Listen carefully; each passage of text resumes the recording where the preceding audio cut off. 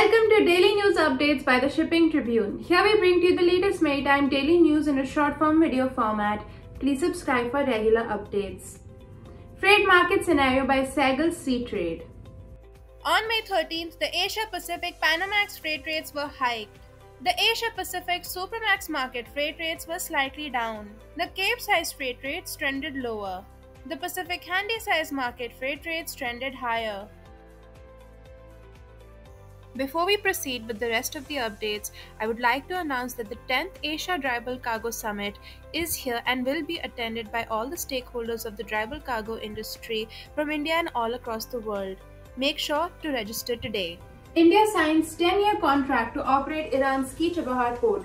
India and Iran on Monday signed a 10-year contract for the operation of a terminal at the strategically important Chabahar port in Iran, a move that will boost regional connectivity as well as trade ties.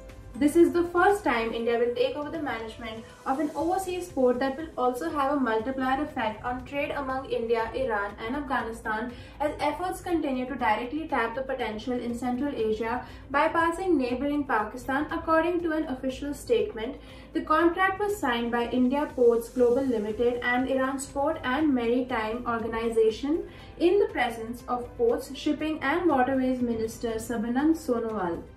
The long-term bilateral contract on Chabahar port operation was signed between Indian Ports Global Limited of India and the Ports and Maritime Organization of Iran, enabling operation of Shahid Beheshti in Chabahar Port Development Project for a period of 10 years, the statement said. Government to handhold exporters for defending remission of duties and taxes on exported products benefits.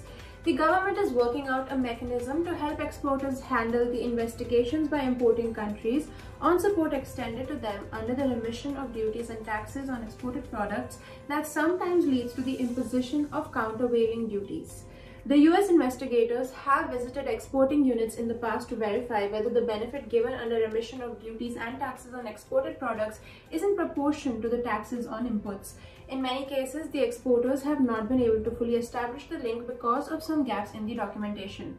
An official said that the countervailing duties have been imposed by the US and the European Union on certain units only, and that too because they could not produce the right documents to the investigation authorities of these nations. There has been no product-wide countervailing duty. US warns of potential risk of sanctions after India-Iran signed port deal. Any country having business dealings with Iran runs the risk of sanctions, the United States has said, noting that it is aware that Iran and India have signed a deal concerning the Chabahar port. We're aware of these reports that Iran and India have signed a deal concerning the Chabahar port. I will let the government of India speak to its own foreign policy goals vis-a-vis the Chabahar port as well as its own bilateral relationship with Iran. State Department Deputy Spokesperson Vedant Patil told reporters at his daily news conference. I will just say, as it relates to the United States, US sanctions on Iran remain in place and we'll continue to enforce them, he said in response to a question on India's deal with Iran on the strategic Chabahar port. Anglo American eyes offloading steel making coal, nickel, diamonds. Anglo American laid out a strategy update on Tuesday that includes exploring options for its steel-making coal, nickel and platinum businesses in an effort to fend off a takeover bid from the world's largest miner, BHP Group. The announcement comes a day after the London-listed miner rejected a raised offer from BHP, saying it continued to significantly undervalue the company and was highly unattractive for its shareholders.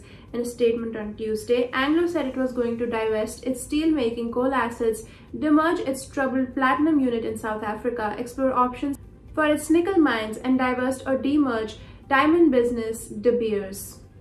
Thank you for watching the video. Please hit the like button if you liked the video, leave a comment down below and subscribe to the Shipping Tribune YouTube channel if you haven't already. And make sure to register for DryCon 2024 today.